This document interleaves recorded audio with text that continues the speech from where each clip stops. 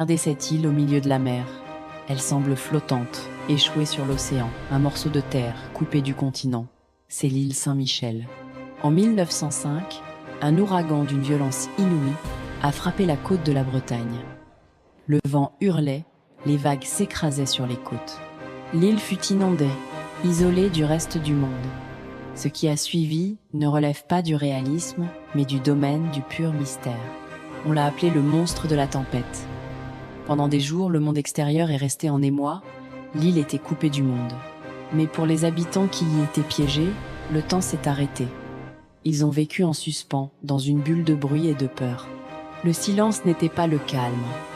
C'était un silence lourd, oppressif, chargé du grondement de l'océan qui pilonnait les falaises. Ils étaient des milliers à bord, des travailleurs, des pêcheurs, des visiteurs. Ils sont devenus des âmes en attente.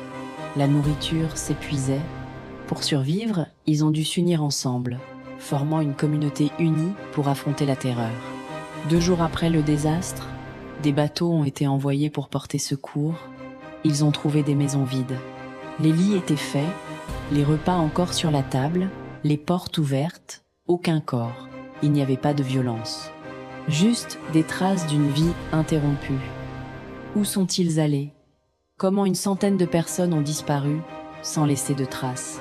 Certains ont dit qu'ils ont été emportés par les esprits maléfiques. D'autres pensent au monstre de la tempête, une entité cosmique. On a suggéré qu'ils ont été tués par des pillards ou sauvés par les vagues, mais le silence a gardé le secret. L'île est devenue un cimetière à ciel ouvert. Le vent souffle sur les ruines, mais personne n'est là pour l'entendre. Aujourd'hui, l'histoire de l'île Saint-Michel a retrouvé sa beauté, mais le mystère persiste. Les ruines sont devenues un lieu de pèlerinage. On raconte que la nuit, on peut entendre des voix fantômes qui chantent sur la grève. L'île nous rappelle que l'homme n'est jamais en sécurité. La nature est belle, mais elle est le masque d'une puissance brute.